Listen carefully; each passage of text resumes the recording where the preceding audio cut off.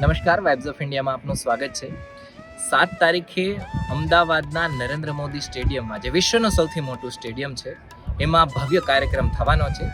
કાર્યકર્તા મહોત્સવ થવાનો છે સ્વામિનારાયણ સંપ્રદાયનો. જે મહોત્સવ થવા જઈ રહ્યો છે કાર્યકર્તાનો છે. એટલા માટે આપણે સંતોની સાથે તો વાત કરી, પરંતુ કાર્યકર્તાઓ સાથે પણ વાત કરીએ. એટલા માટે જયેશભાઈ સાથે વાત કરી છે. જયેશભાઈ, સ્વાગત છે આપનું વાઇબ્સ ઓફ ઇન્ડિયામાં. એક કાર્યકર્તા નો આ કાર્યક્રમ સાથે શું કનેક્શન છે એ તમારી પાસેથી જાણવું છે.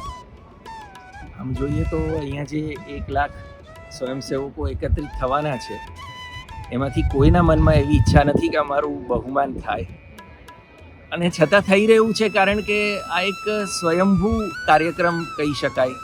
બીએપીએસ સંસ્થાનો આ એક બહુ વિલક્ષણ વિચાર છે કે દાયકાઓથી કોઈ નામની કોઈ દામની અપેક્ષા વગર જે હજારો સ્વયંસેવકો સમાજની નાની મોટી જરૂરિયાતો કે આફતોના સમયે દોડી જતા હોય છે, એમનું બહુમાન કરવું જોઈએ. આમ તો બધાની સેવા સ્વીકારે એ તો આપણને સમાજમાં બધે જોવા મળે છે, પણ જે લોકો નિસ્વાર્થ ભાવે સેવા કરે છે એમને યાદ રાખીને એમનું બહુમાન કરવાનું આ એક બહુ મોટું સ્તુત્ય કાર્ય બીએપીએસ સંસ્થા કરી રહી છે.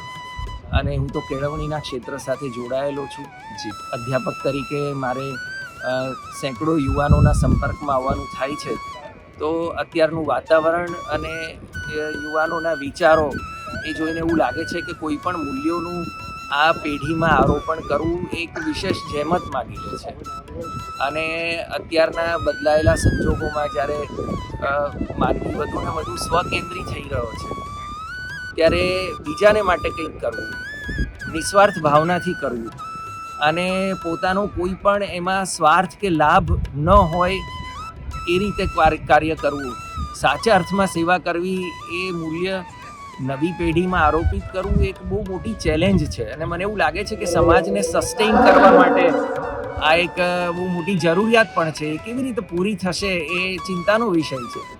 એવા સમયમાં બીએપીએસ સંસ્થા આવા 1 લાખ નિસ્વાર્થ સ્વયંસેવકોનું બહુમાન કરીને સમાજને એક દાખલો પૂરો પાડી રહી છે કે જે લોકો આપણે માટે જીવે છે, ચાલો આપણે એમનું બહુમાન કરીએ. અને એ બહુમાનનું ઉદાહરણ લઈને, આ પ્રસંગના સાક્ષી બનીને આબાલ વૃદ્ધ તમામને, નાના નાના બાળકોથી માંડીને વડીલો સુધી દરેકને એવી ઈચ્છા થશે કે ચાલો આપણે પણ આવી સેવા કરીએ, અને સરવાળે સમાજને જ મોટો લાભ થવાનો છે. આભાર જયેશભાઈ, આપણે વાત કરી. આપનો ખૂબ ખૂબ આભાર.